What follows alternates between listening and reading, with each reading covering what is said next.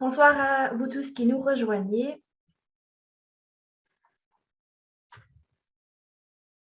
Donc ce soir, je vous propose de vous parler de cette nouvelle convention qui va vous être prochainement proposée. Et d'abord de prendre un premier temps pour vraiment bien expliquer le contexte dans lequel cette nouvelle convention est apparue et de pouvoir vraiment bien prendre le temps de vous expliquer différents éléments parce que vous allez très vite le comprendre. Cette nouvelle convention est bien plus large que juste un financement amélioré pour les soins psychologiques ou une augmentation du nombre de séances. C'est vraiment une vision qui vient renforcer les réformes en cours. Et donc, il est vraiment important que chaque futur candidat puisse vraiment bien en percevoir toutes les modalités. Donc, cette session est enregistrée. Elle sera également, les dias vous seront également transmises par la suite. Pour que ce soit plus agréable pour tout le monde, donc volontairement, vos micros sont coupés. Et je vous propose d'utiliser l'option Q et R que vous avez normalement dans votre barre d'outils pour poser vos questions au fur et à mesure. Vous êtes actuellement 130 participants. Je n'aurai certainement pas l'occasion de pouvoir répondre aux questions de tous les participants. Et donc, je vous propose de pouvoir voter, de mettre un pouce sur les questions qui vous semblent les plus pertinentes et je commencerai par répondre par celle-là.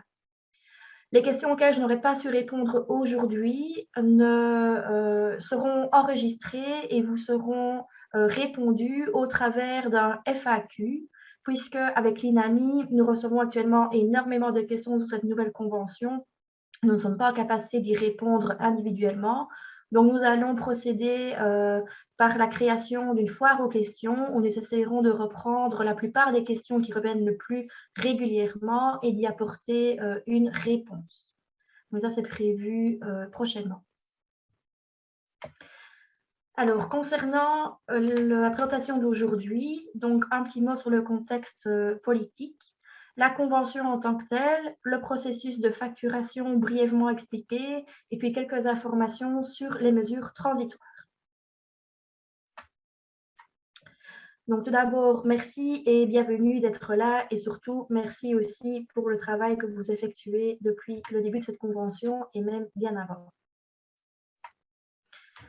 Alors, cette nouvelle convention, elle n'est pas apparue de nulle part, vu qu'elle vient d'abord renforcer cette vision, cette révolution qui a débuté maintenant il y a plus d'une dizaine d'années au niveau des réformes qui sont menées dans les soins en santé mentale en Belgique, où notamment la participation de l'usager de soins et de ses proches a vraiment une place toute importante au sein de ces réformes, où la volonté est de sortir des institutions pour aller vers les patients afin d'offrir une offre beaucoup plus locale et beaucoup plus mobile, avec notamment la création des équipes mobiles, d'avoir une approche qui soit vraiment globale et intégrée au niveau de tous les partenaires de soins.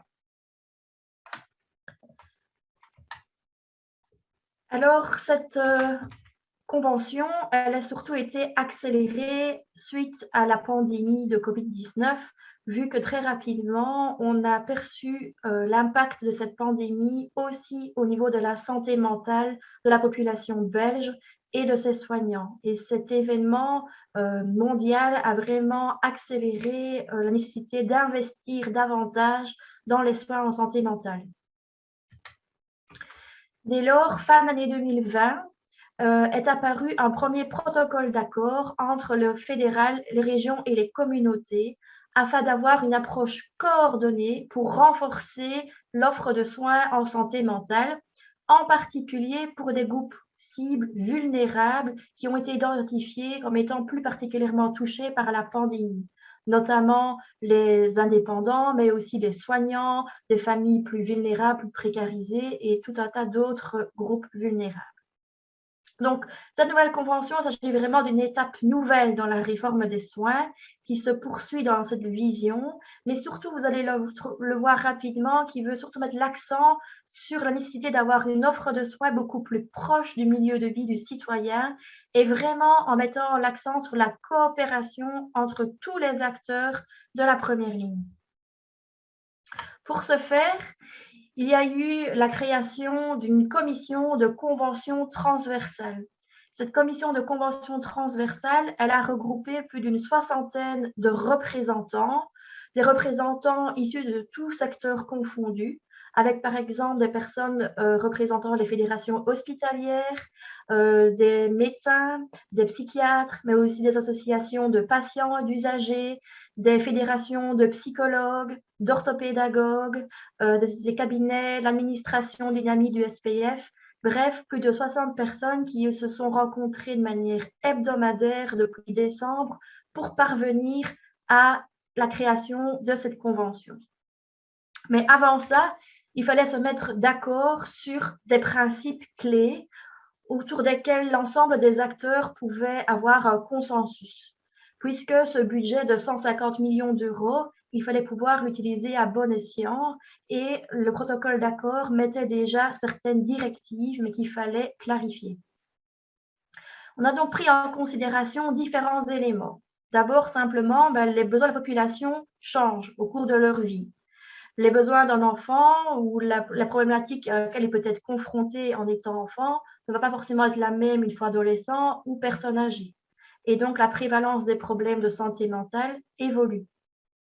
Il était nécessaire aussi d'avoir une vision holistique de la santé, où le bien-être mental, la santé physique, mais aussi la situation sociale sont des éléments qui sont indissociables et qui s'influencent l'une et l'autre.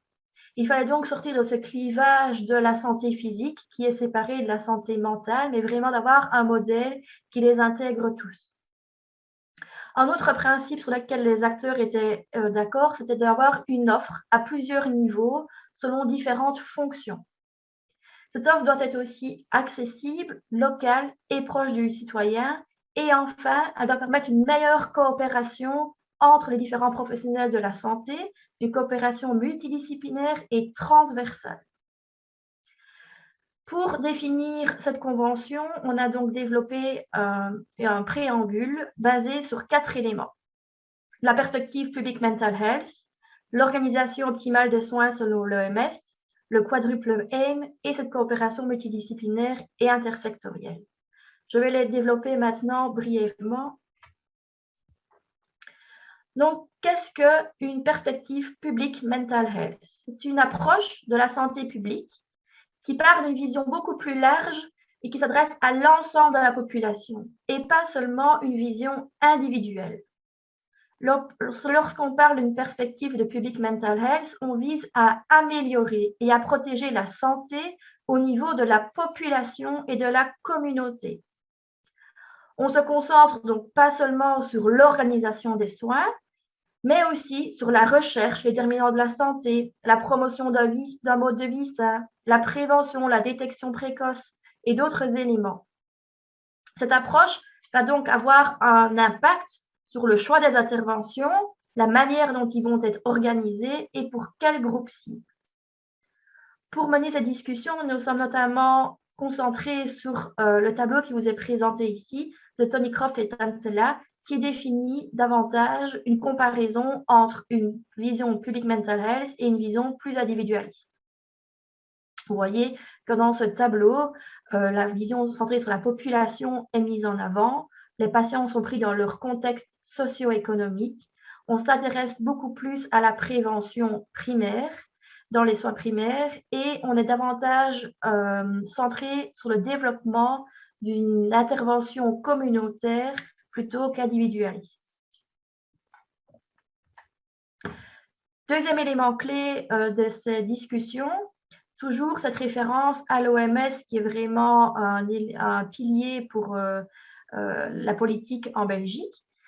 C'est surtout partir de ce constat de cette fameuse pyramide qui donne une vision optimale de l'organisation des soins en santé mentale. Or, les dernières années, les réformes se sont principalement d'abord concentrées sur environ 21% de la population, c'est-à-dire la population qui présente des maladies mentales sévères ou des troubles mentaux complexes, avec notamment la création des équipes mobiles de crise, des équipes mobiles de longue durée, etc. Plus récemment, en 2019, on a vu apparaître cette première convention de psychologues de première ligne à laquelle vous êtes attachés et qui venait un petit peu faire cette première charnière entre ces deux niveaux de la pyramide. Néanmoins, l'OMS dit qu'environ 80% de la population pourrait être traitée dans des soins primaires qui soient vraiment adaptés et intégrés et surtout proposés localement en coopération avec tous les acteurs concernés. En Belgique, on a une idée aussi de la prévalence annuelle des problèmes de santé mentale. Selon que l'on soit un enfant adolescent ou une personne adulte, on retrouve un peu des chiffres similaires où la majorité des personnes, les bonhommes en vert ici, n'ont pas ou pas encore de problèmes psychologiques et un cinquième de la population a des problèmes légers à modérés. Ensuite, en jaune, vous voyez problèmes plutôt modérés à sévères. On peut parfois parler de troubles psychologiques dans ces cas-là. Et puis, une minorité de la population, 5-6%, présente des troubles psychiques complexes, voire des maladies psychiques sévères. On peut donc dire que les problèmes légers peuvent évoluer vers des troubles sérieux, mais que tous les problèmes ne vont pas forcément devenir des troubles et que tous les troubles ne sont pas nécessairement complexes non plus. Le protocole d'accord a aussi clarifié en disant que ce financement de soins psychologiques renforcés, ces 150 millions, allait aussi être destiné à un éventail, un spectre d'intervention que vous voyez ici schématisé dans cet éventail, avec le focus sur les interventions plus préventives jusqu'au traitement standard. C'est les interventions comprises entre les deux flèches. Donc, ce financement ne prend pas en compte la prévention universelle, qui est par exemple des préventions visant à informer la population générale sans nécessairement présenter un risque. C'est par exemple quand on fait des animations dans les écoles sur les VRAS, sur la vie relationnelle et affective et sexuelle. Et ça ne comprend pas non plus les interventions pour des traitements de longue durée, intensifs ou chroniques. Donc, on est vraiment focalisé sur la prévention sélective et indiquée jusqu'au traitement standard. Troisième élément défini, c'était l'importance d'un quadruple objectif. L'idée, c'est que les patients doivent bénéficier des meilleurs soins possibles, de la meilleure qualité de soins, qui soient vraiment adaptés à sa situation personnelle et aux possibilités de son environnement et de sa personne. Il faut aussi maximaliser la contribution à la santé à l'ensemble de la population. Ça veut dire avoir une approche plus populationnelle. Troisième élément, il faut offrir des soins au plus bas coût possible, c'est-à-dire centrés sur la communauté. Et enfin, il faut prendre en compte le bien-être des équipes des soignants. Quatrième élément dans ces discussions, les soins doivent être intégrés. Intégrés, ça veut dire quoi? Ça veut vraiment dire que les soins doivent répondre aux besoins de la personne et surtout doivent être utilisés et prodigués par l'ensemble des partenaires disponibles à part égale. Ça veut dire que les ressources doivent être connues et utilisées à bon escient pour améliorer la prise en charge et aussi la continuité des soins. Bien sûr, toujours en fonction des réalités géographiques, linguistiques, administratives, etc. Mais l'idée, c'est que chaque partenaire puisse travailler à son niveau, dans ses compétences, pour améliorer la prise en charge du patient et la continuité des soins. Cinquième élément pris en compte, c'était l'état des lieux de cette première offre de soins psychologiques de première ligne financée depuis 2019 et voir un petit peu ce qui fonctionne et ce qui est plus difficile à réaliser.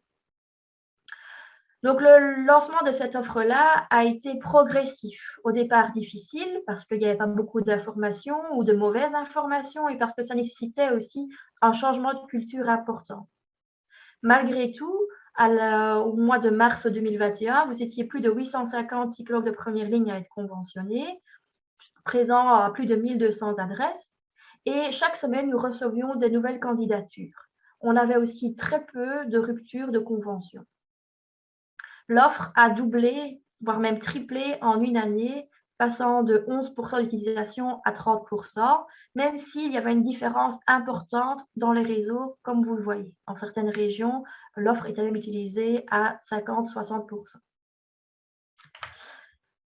On a aussi pris en compte la recherche à laquelle vous avez certainement dû participer, menée par l'Université de Liège et la KU Leuven, sur justement la satisfaction de nos psychologues de première ligne dans ce projet et leurs insatisfactions, notamment liées à leur rémunération, au temps de travail administratif et à d'autres éléments comme la prescription de renvoi, etc. On a donc dressé un état des lieux avec les points forts et les points à améliorer que nous avons pris avec dans les discussions pour la nouvelle convention. La convention en tant que telle. Alors, chronologiquement, donc comme je le disais tout à l'heure, il y a eu différentes étapes clés pour l'écriture de cette nouvelle convention. D'abord, les projets pilotes menés en Flandre en 2011-2018, le rapport du KCE d'organisation optimale de la prise en charge psychologique, sur laquelle nous nous sommes aussi beaucoup basés, le lancement de l'offre PPL d'abord en 2019 pour la population adulte, puis en 2020 pour les enfants, adolescents et seniors, le protocole d'accord entre le gouvernement et les entités fédérées, et puis les discussions au sein du comité transversal pour arriver le 27 juillet à cette première approbation de convention entre le comité de l'assurance dynamique et l'hôpital. Et puis le lancement plus ou moins officiel à partir du 1er septembre, mais sur lequel nous reviendrons puisque cette date est avant tout un repère de temps, mais qui nécessitera encore pas mal de travail avant de pouvoir réellement être utilisé tant par les psychologues, orthopédagogues que par les patients eux-mêmes. Il y a encore beaucoup de dossiers à devoir concrétiser.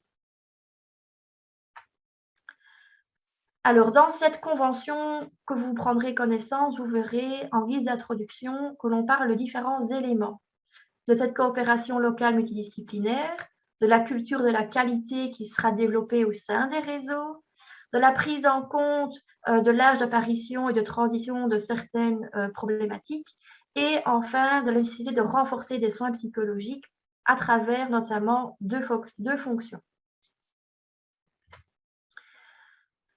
Quand on parle de coopération multidisciplinaire locale, cela signifie, selon l'OMS, que lorsque plusieurs professionnels gravitent autour d'une personne, ils offrent ensemble des services complets en travaillant de manière coopérative, en prenant en compte les patients, leurs familles, voire même parfois les autres soignants, afin de prodiguer tous ensemble des soins de meilleure qualité possible dans différents lieux d'intervention. Vous verrez donc au sein des réseaux que vous connaissez, les réseaux 107 ou les réseaux Nouvelles Politiques, prochainement, nous allons commencer à parler de réseaux locaux. Ça veut dire qu'un réseau 107 tel que vous connaissez va être divisé en plusieurs sous-réseaux locaux afin de pouvoir vraiment provoquer des synergies et des liens entre les services et les personnes du territoire de ce réseau. On va travailler à une plus petite échelle, environ de 75 000 à 250 000 habitants, afin vraiment de permettre de mettre toutes les chances de notre côté pour que l'ensemble des professionnels puissent se rencontrer, se connaître et surtout assurer une meilleure valorisation des ressources qui sont disponibles sur le terrain pour permettre une approche globale et intégrée.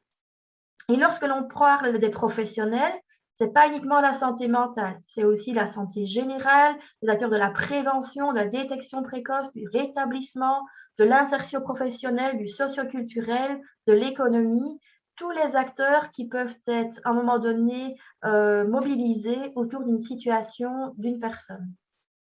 Et donc, il y aura notamment l'engagement d'un coordinateur local qui va venir soutenir ce travail pour que l'ensemble des acteurs puissent se rencontrer et tisser des liens.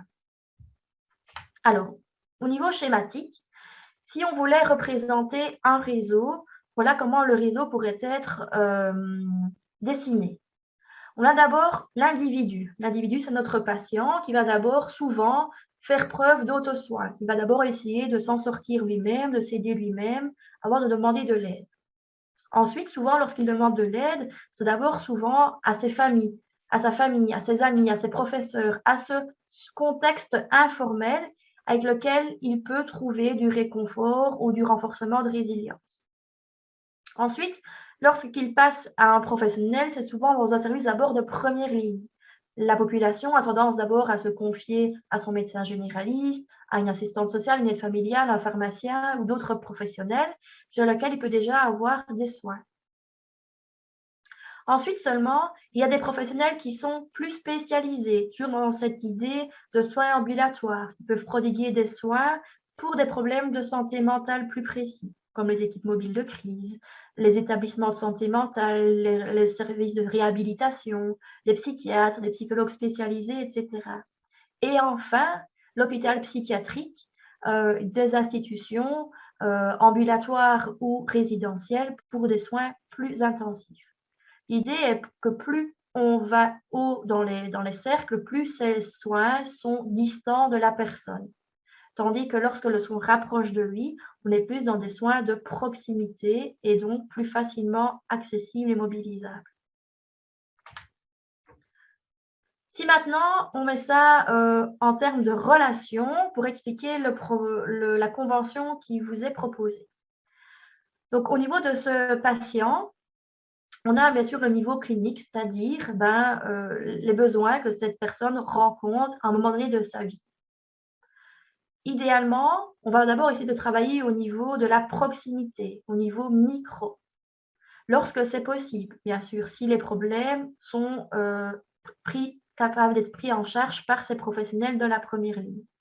Si d'emblée, on sait qu'on est face à des problèmes plus lourds, plus graves, ou si le patient lui-même en a connaissance ou est orienté vers un autre professionnel, bien évidemment, il ne faut pas nécessairement passer par ce niveau micro pour accéder au niveau méso. Mais l'idée, c'est que d'abord, la plupart des gens vont, lorsque l'intensité des soins, l'intensité des problèmes n'est pas trop importante, vont d'abord rester au niveau de la proximité.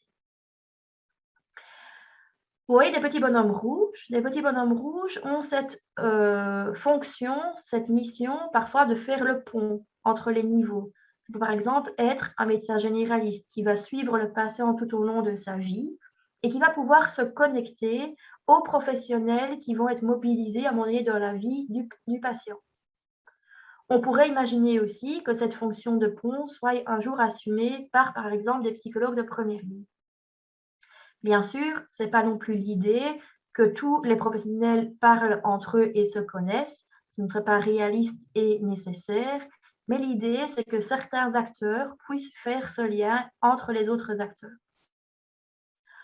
Vous voyez aussi que l'idée, c'est que ces acteurs, qu'ils soient spécialisés ou non, ces professionnels de la santé, vont être amenés à être plus en outreaching. Outreaching, ça veut dire aller vers le patient.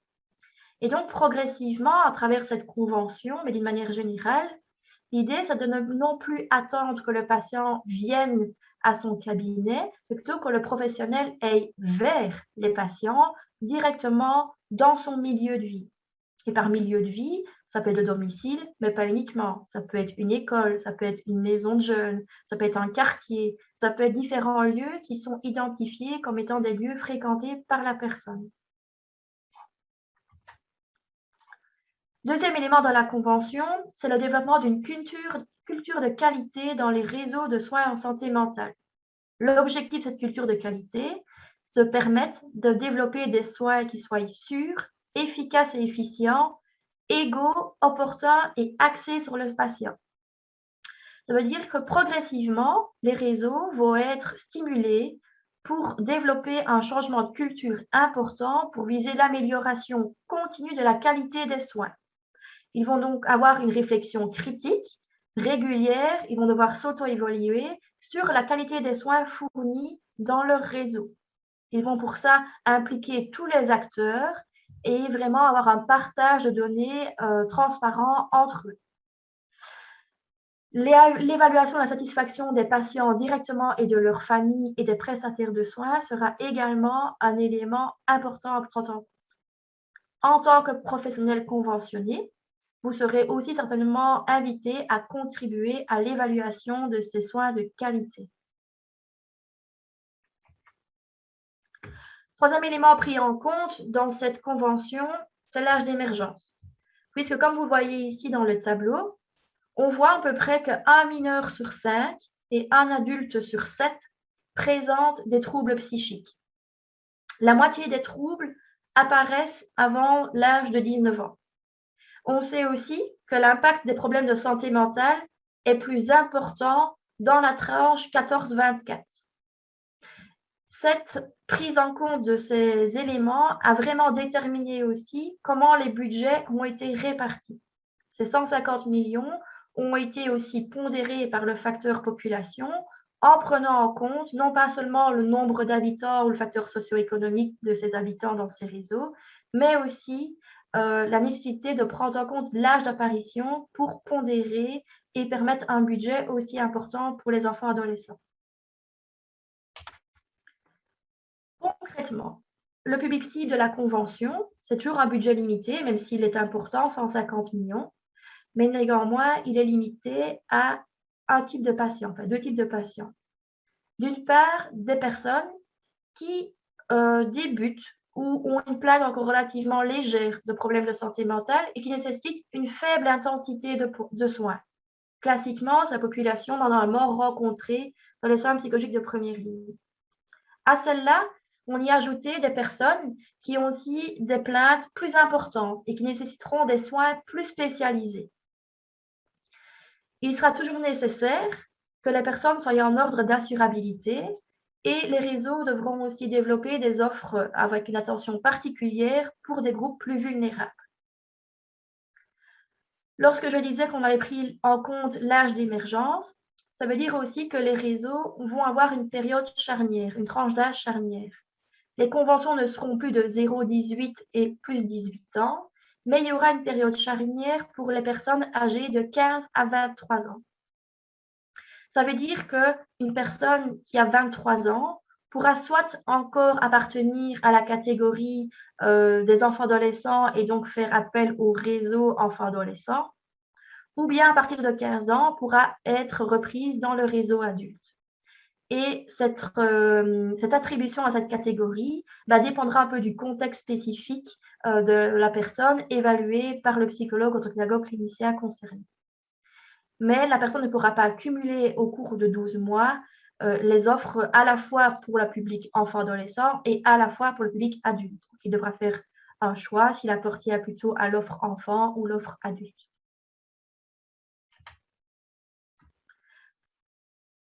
Donc, on a défini deux types de fonctions qui sont donc financées dans ces soins.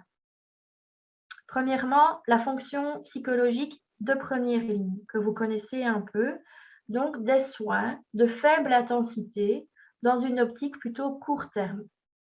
Ces soins sont beaucoup plus axés sur la prévention et la promotion de la santé, la détection précoce, le renforcement des capacités de la personne de son auto-soin, l'évaluation de sa situation, l'orientation à travers le réseau et le partage d'expertise avec d'autres partenaires.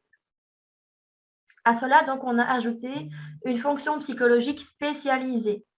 Spécialisée, ça veut dire qu'il nécessite des personnes qui nécessitent des soins d'une intensité supérieure, pour lesquels il peut y avoir une technique particulière, une compétence requise par le professionnel ou s'adresser à une problématique plus précise. On est donc axé à ce niveau aussi, plus sur le traitement, le psychodiagnostic de la personne.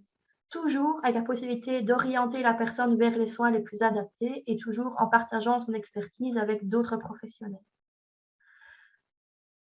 Ces deux offres, elles seront développées au sein de la communauté avec différents types d'interventions. On pourra soit bénéficier d'interventions en face à face, classiquement, ou à distance en ligne, par exemple.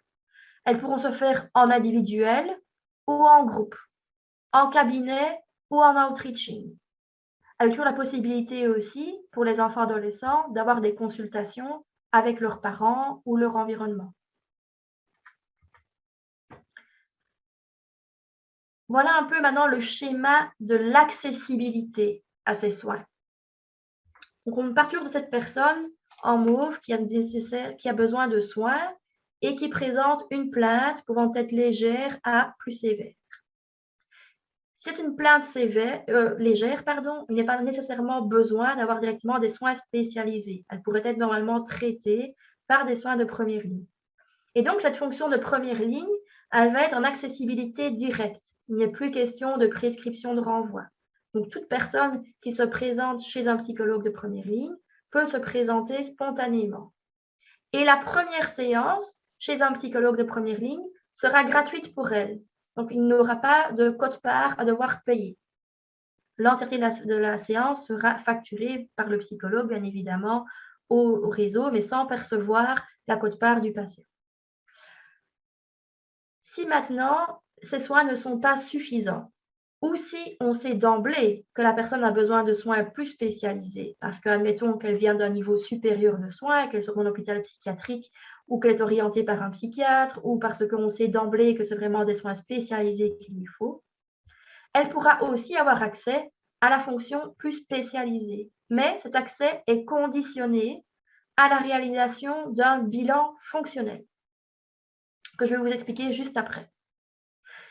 Donc, c'est vraiment un processus dynamique qu'il faut voir ici, non pas linéaire, mais vraiment dynamique, circulaire, où une personne peut monter dans l'intensité des soins, mais aussi redescendre lorsque des soins intensifs spécialisés ne sont plus nécessaires, pour vraiment rester dans une pratique de proximité. Le bilan fonctionnel, qu'est-ce que c'est? Donc, c'est avant tout un outil de communication entre les partenaires, les professionnels de la santé d'un réseau de soins. Ce bilan fonctionnel, dans un cadre de soins de première ligne, il est réalisé par le psychologue clinicien. Dès le premier rendez-vous, c'est comme si on faisait une photo, une cartographie de la situation de la personne lorsqu'elle demande des soins. On peut, dans cet bilan fonctionnel, décrire des informations qui peuvent être pertinentes pour les autres professionnels qui pourraient prendre en charge la situation. On peut par exemple donner des informations sur ses antécédents médicaux, sur son bilan médical, psychologique, social, le traitement éventuellement qu'il a en cours, etc. Donc ce bilan, il permet vraiment de préciser que des soins psychologiques sont nécessaires pour la personne.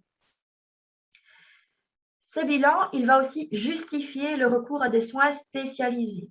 À ce moment-là, en plus du psychologue clinicien, il faut aussi également ajouter un médecin qui est au contact du patient. Ça peut être un médecin généraliste, un psychiatre ou tout autre médecin en lien avec le patient. Admettons par exemple une personne qui apprend qu'elle a un cancer, ça pourrait être aussi le cancérologue qui suit le patient, qui pense que des soins plus spécialisés pour accompagner son anxiété généralisée, par exemple, seraient nécessaires. Et ce médecin peut se mettre en concertation, en discussion avec le psychologue pour que l'un et l'autre puissent avoir une situation la plus claire possible de la situation de la personne.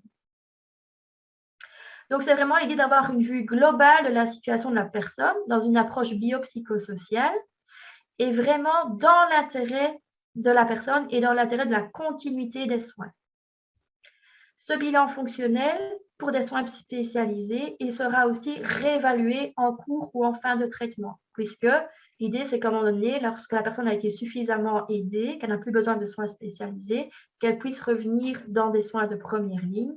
Et donc, l'idée, c'est de nouveau de réévaluer la situation de la personne pour que les personnes qui vont continuer la prise en charge, le médecin généraliste ou l'oncologue, puissent aussi avoir les informations nécessaires pour continuer le suivi. Bien sûr, ça ne doit pas mettre en cause le respect du secret professionnel et c'est toujours dans l'intérêt du bénéficiaire, limité à ce qui est nécessaire et avec son accord.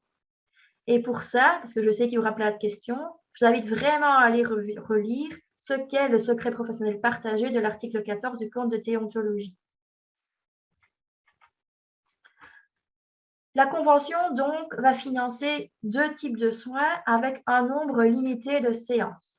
Premièrement, pour la fonction psychologique de première ligne, si on a un enfant adolescent, donc jusqu'à 23 ans, la personne pourra bénéficier de maximum 10 séances individuelles ou maximum 8 séances en groupe. Les groupes peuvent aussi être accompagnés d'une séance préalable en individuel ou après la session de groupe pour s'assurer que c'était suffisant pour la personne ou pour pouvoir débriefer ou l'orienter si ce n'est pas nécessaire. Pour l'adulte, c'est maximum 8 séances individuelles et 5 séances en groupe.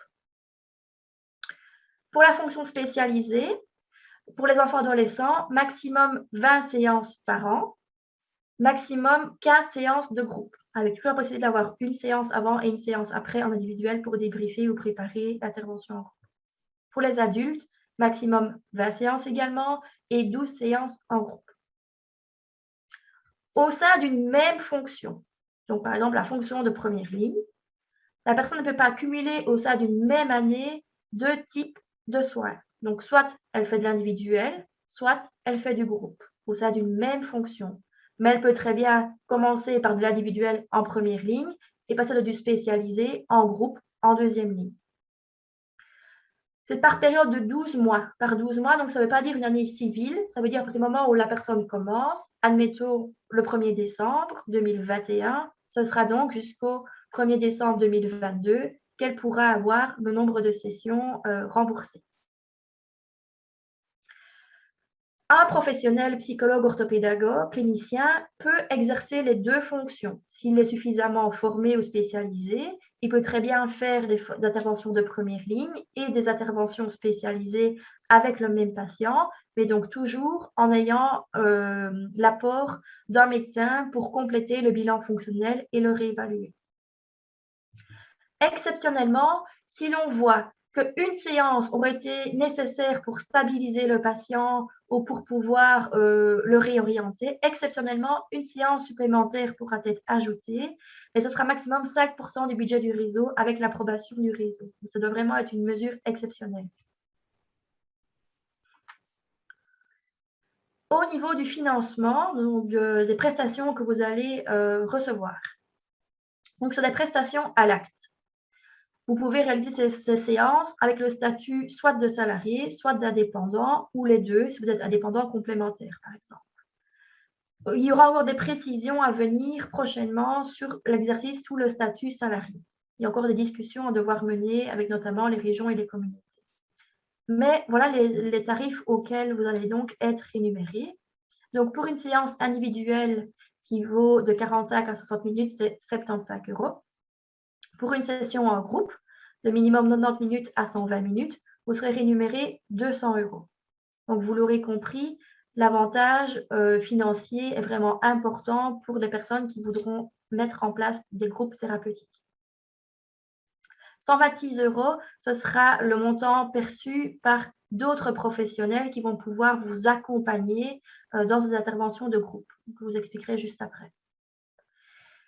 Lorsque, par exemple, vous jugez qu'il est nécessaire de mettre autour de la table, par exemple, un médecin, vous, le psychologue orthopédagogue, éventuellement un psychiatre ou un autre professionnel de la santé, et vous voulez vraiment vous concerter autour de la situation du patient, éventuellement en sa présence, vous voulez vous mettre d'accord sur un plan de traitement, par exemple, vous pourrez aussi être rémunéré pour cette concertation multidisciplinaire à hauteur de 225 €, mais ce sera maximum une fois par an et par usager. Et ce montant-là sera divisé par le nombre de participants que vous êtes. Il y aura également une prime de pratique pour les personnes sous statut indépendant, notamment pour les soutenir dans l'achat d'un logiciel pour permettre la facturation. Et le montant de la prime sera encore à définir prochainement. Enfin, pour les personnes qui vont réaliser le bilan fonctionnel et qui voudraient aussi valoriser des collaborations multidisciplinaires, des échanges, des coups de téléphone avec d'autres professionnels, il y aura aussi un défraiement à hauteur de 60 € et qui sera possible une fois par an maximum par usager. L'usager vous payera donc directement un montant par séance, soit 11 € pour une séance individuelle ou 4 € s'il est bénéficiaire d'une intervention majorée, sauf pour la première séance chez un psychologue de première ligne, vu que cette séance-là sera gratuite pour lui. S'il participe à une intervention en groupe, sa quote-part sera de 2,50 € par séance de groupe. Donc, l'augmentation de l'honoraire est assez conséquente pour prendre en compte différents éléments, vu que le contact avec un patient ne se termine pas juste au niveau de la séance, mais il y a d'autres éléments à devoir prendre en compte, comme par exemple le temps que vous prenez pour préparer votre session, pour réfléchir à votre suivi, pour tenir un dossier patient, pour communiquer avec un médecin généraliste, par exemple, pour avoir d'autres contacts avec d'autres professionnels que vous jugez pertinents, pour vous soutenir dans le travail administratif et le processus de facturation, éventuellement pour les déplacements que vous pourriez réaliser quand vous allez vers le milieu de vie, pour soutenir de la formation, de la lecture, etc. Donc, il y a un effort assez important qui est fait ici. Alors, donc, conformément à l'introduction, la vision publique Mental Health, on s'oriente beaucoup plus vers une approche communautaire et donc souvent de groupe aussi. Puisqu'on sait dans la littérature scientifique, les interventions de groupe sont tout aussi efficaces que les interventions individuelles. Mais qu'en plus, les interventions de groupe ont d'autres avantages qui ne sont pas toujours possibles de faire en intervention individuelle. Notamment, le groupe permet la normalisation entre pairs de certains symptômes, de certaines problématiques. Ça permet aussi de créer du lien social. Ça peut être aussi une porte d'entrée aux soins, puisque si une personne participe à un groupe, admettons, sur de l'entraînement, de la relaxation pour gérer de l'anxiété en période Covid, on peut aussi déceler au sein des participants certaines personnes qui auraient des problèmes plus importants, qui nécessiteraient des soins plus spécialisés. L'intervention de groupe est aussi plus rentable, puisqu'on prend en charge un plus grand nombre de personnes. Mais bien sûr, cette intervention de groupe, elle nécessite de la part des professionnels des compétences cliniques particulières de gestion de dynamique de groupe, mais aussi des compétences relationnelles. Et bien sûr, ce n'est pas toujours adapté à toute la population. Il y a des personnes pour lesquelles le format de groupe ne conviendra pas. Il faudra donc aussi adapter le format groupe à la culture, à l'âge, aux régions, aux lieux, etc. Mais l'idée, c'est que progressivement, les réseaux vont développer une offre toujours plus importante pour les groupes comparativement aux soins individuels. Ces groupes, ils sont co-animés. Minimum un psychologue orthopédagogue clinicien, puisque vous êtes une profession autonome, avec éventuellement un autre professionnel comme une profession de support, un bachelier psychologue par exemple, ou bien un médecin, ou bien même un expert d'expérience, une personne qui a de l'expérience puisqu'elle a vécu elle-même des problématiques. Et souvent dans les réseaux, il y a déjà des experts d'expérience qui sont identifiés. Donc ces séances sont réalisées en binôme, minimum un psychologue, orthopédagogue par animation de groupe. Minimum 4 participants, maximum 15 participants pour une durée de 90 à 120 minutes. Il y a donc différentes conventions qui seront réalisées prochainement. Donc, elles n'existent pas encore, vous n'avez pas encore pu les lire. Vous avez seulement pu lire pour l'instant la convention entre l'INAMI et les hôpitaux. Et donc, sera approuvée prochainement une première convention pour les psychologues et orthopédagogues cliniciens qui pourront soit être candidats pour des soins de première ligne et ou pour des soins spécialisés, avoir le statut de salarié et ou d'indépendant, s'adresser au public enfant-adolescent et ou adulte. Ce sera une même convention qui vous sera proposée avec des choix multiples dans le type de soins ou de profil que vous voulez rejoindre. En collaboration donc pour les interventions de groupe avec d'autres professionnels. Il y aura donc aussi pour eux des conventions. Au niveau du profil du psychologue orthopédagogue clinicien, donc il faudra être en ordre de visa, normalement vous l'êtes tous, mais aussi d'agrément. Et donc pour ça, je vous ai mis un lien plus tard où vous pouvez vérifier que vous avez bien l'agrément. Il faudra s'engager un minimum 8 heures semaine dans l'ensemble des réseaux. Donc dans l'ensemble des réseaux, ça veut dire si par exemple vous voulez vous conventionner dans un réseau à la fois enfants, adolescents et adultes, ben pour ces deux réseaux-là, ce sera minimum 8 séances semaine dans ces deux réseaux. Donc pas 2 fois 8, mais 8 au total. Ça, c'est le minimum pour assurer une certaine qualité, mais aussi parce qu'on va investir aussi beaucoup dans les intervisions, les formations, etc.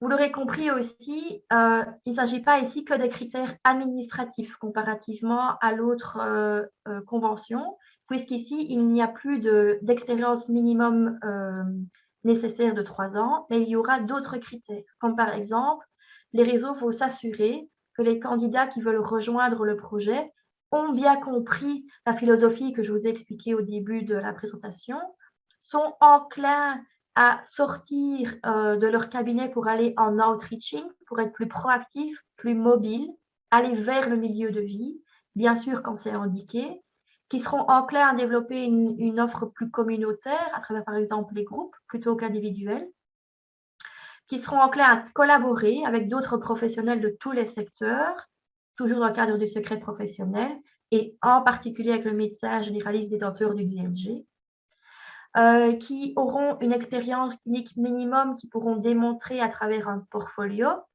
que je vais vous présenter juste après, qui auraient vraiment une bonne compréhension de la réforme et surtout qui pourront, dans la culture de qualité, pouvoir prodiguer des soins de qualité, notamment en continuant toujours la formation continue, mais aussi en proposant une pratique qui soit evidence-based.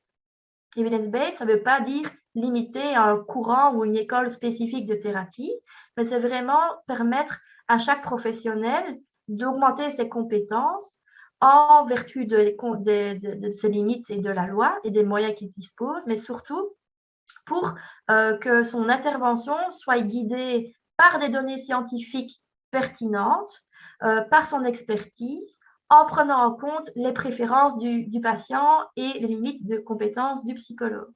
Donc, c'est vraiment 3 éléments qu'il faudra prendre en compte pour définir une pratique evidence-based.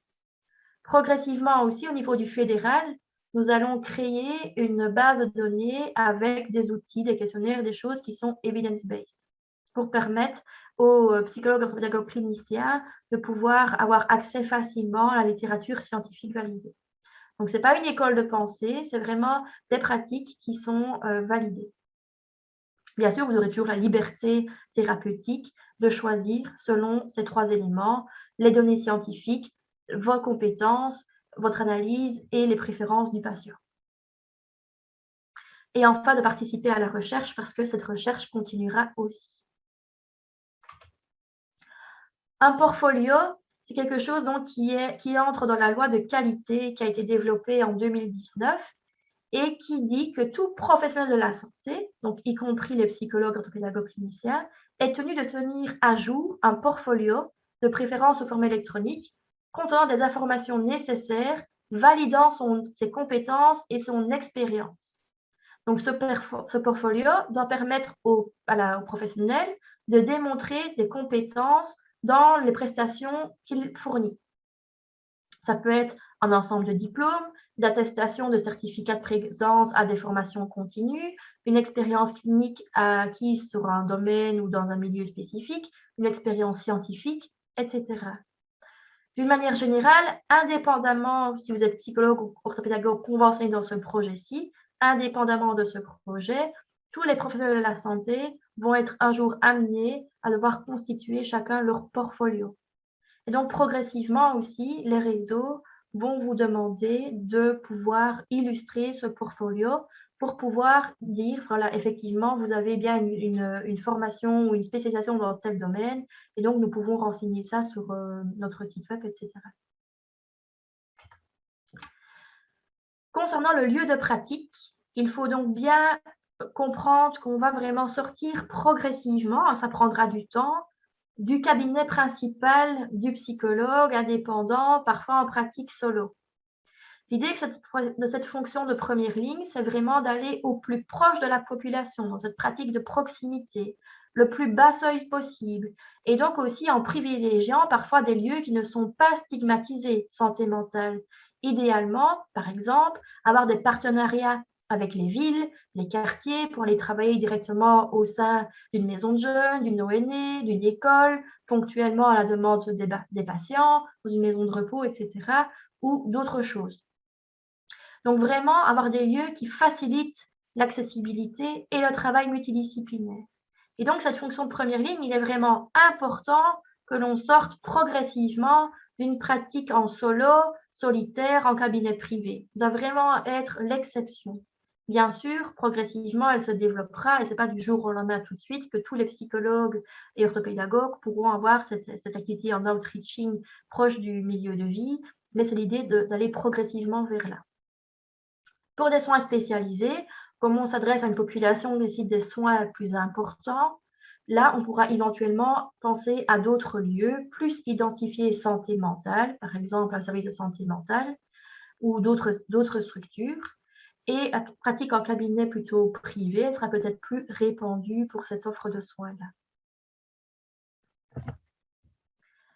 Au niveau de la facturation, donc il y a aussi une volonté de simplifier au maximum le processus de facturation pour vous, avec notamment la création d'une application électronique qui est en cours de développement et qui sera opérationnelle, on l'espère, pour octobre 2021. Cette application électronique va permettre de simplifier le travail administratif, vu que vous pourrez directement vérifier dans cette application le statut d'assurabilité du patient, mais aussi le nombre de séances qu'il aurait déjà pu bénéficier. Vous pourrez donc saisir directement les différents pseudocodes pour les prestations que vous aurez réalisées par patient. Et vous pourrez aussi, et les médecins généralistes qui sont titulaires de DMG pourront aussi suivre cette évolution du nombre de sessions. Cette application sera, vos factures seront transmises à une organisation qui s'appelle l'ASBL-IM, qui va pouvoir centraliser les factures, valider les prestations pour ensuite que l'hôpital puisse vous rémunérer. Tout ça est un peu technique et donc il y aura une session d'information qui vous sera proposée ultérieurement lorsque cette application de facturation sera vraiment disponible. Donc concrètement, pour vous, lorsque vous réalisez la séance, parfois même avant, vous pourrez directement vérifier l'assurabilité et le nombre de séances dont l'usager aura déjà bénéficié, réaliser votre séance, recevoir la quote-part du patient et lui remettre un reçu tel que vous faisiez actuellement et saisir votre facturation. Au plus tard pour le 10 du mois suivant, afin d'être payé le plus rapidement possible. Dans ce cadre-ci, vu que les montants sont importants et que donc le nombre de patients sera aussi beaucoup plus important pour pouvoir en bénéficier, il sera vraiment, vraiment, vraiment important que vous soyez très régulier dans votre facturation pour vraiment avoir le nombre de séances dont l'usager a déjà bénéficié le plus correct possible.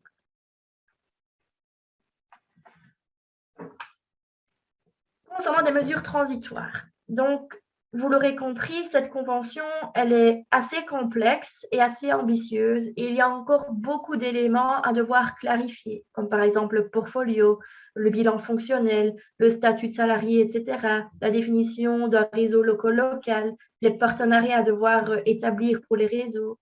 Donc, cette mesure, elle va pouvoir au plus tôt débuter au 1er septembre, mais dans la réalité, ce sera certainement plus tard, vu qu'il y a encore tous ces éléments-là à devoir mettre en place.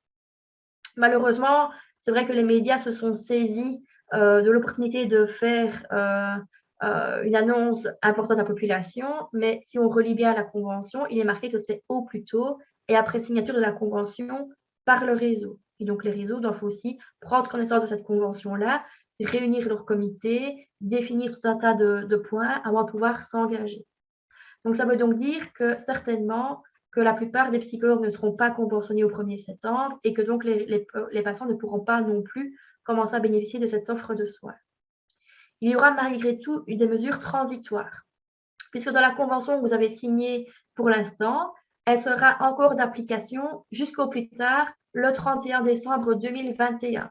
Donc, elle reste d'application. Vous pouvez continuer à recevoir vos patients dans le cadre de la convention PPL classique avec le maximum de 8 séances remboursables. Jusqu'au moment où le réseau dans lequel vous voulez vous conventionner aura signé sa convention et mettra à disposition une convention pour les professionnels. Ils vous signaleront quand ils seront prêts. Et donc, peut-être que dans certaines régions, l'offre pourra débuter plus vite que dans d'autres. Mais l'idée, c'est que jusqu'au 31 décembre, vous pouvez continuer à utiliser l'ancienne convention. Le nombre de séances recommencera à 0 pour les patients, même si c'est au cours de cette année-ci. Même si au 1er décembre, vous faites partie de la nouvelle convention, ils pourront recommencer à 0 encore au 1er décembre. Il y a donc encore de nombreuses étapes à devoir franchir, notamment avec l'approbation de la convention qui vous concerne directement, la création de la foire aux questions, D'autres séances d'information seront aussi organisées à partir de septembre à destination des autres partenaires, de la population, etc. Il faut aussi que nous créions différents templates sur le bilan fonctionnel, par exemple, le portfolio, la concertation multidisciplinaire, etc. Donc, il y a encore pas mal de travail à devoir réaliser. Si vous êtes intéressé, on espère que cette offre-ci vous rendra enthousiaste. Ce n'est pas encore possible donc d'envoyer votre candidature puisque la convention n'existe même pas encore. Et donc, je vous invite d'abord à prendre connaissance à tête reposée de cette convention que je vous ai présentée ici brièvement. Vous pouvez quand même déjà effectuer certaines démarches pour faciliter le jour où vous lancerez votre candidature. Donc, bien vérifier que vous êtes en ordre de visa et d'agrément. Et donc, sur les liens du SPF Santé que vous avez ici, vous allez être redirigé vers les différents sites pour voir si vous avez reçu votre agrément ou non. Ils tiennent une liste à jour régulière avec si la personne, le professionnel, a son visa et son agrément. Donc, n'hésitez pas à aller la consulter. Vous pouvez aussi commencer à réfléchir si vous êtes plutôt intéressé par l'offre de psychologue de première ligne ou de psychologue spécialisé ou les deux. Pouvoir commencer à rassembler un peu votre expertise pour l'une ou l'autre fonction, rassembler éventuellement vos attestations de formation, d'expérience professionnelle, etc. Réfléchir aussi dans quel statut vous voudriez travailler et sur le lieu d'exercice, en commençant déjà à penser un petit peu à des lieux plus communautaires. Les réseaux pourront se garder le droit d'accepter ou non un candidat en fonction des besoins de leur réseau. Donc, en fonction des besoins de la population, ils vont peut-être plus renforcer d'abord l'offre psychologue de première ligne comparée à l'offre de psychologue spécialisé, ou ils vont peut-être plus mettre l'accent sur un type de spécialisation ou sur un type de population, etc. Donc, ils doivent vraiment aussi, eux, faire l'état des lieux, des besoins, pour que l'offre puisse être modulée en fonction de leurs besoins aussi. Donc, j'ai terminé la présentation de ces slides et on va maintenant passer aux échanges questions-réponses. Vous verrez à la fin des slides ici un bref résumé en 3 dias d'une comparaison résumée entre l'ancienne offre et la nouvelle offre et les différents éléments clés de cette nouvelle convention. Voilà. J'espère que vous serez nombreux à être enthousiastes pour ce nouveau projet et cette nouvelle réforme qui se dessine pour vraiment améliorer la qualité de la prise en charge des patients, assurer une meilleure continuité des soins et vraiment renforcer un partenariat multidisciplinaire intéressant autour du patient.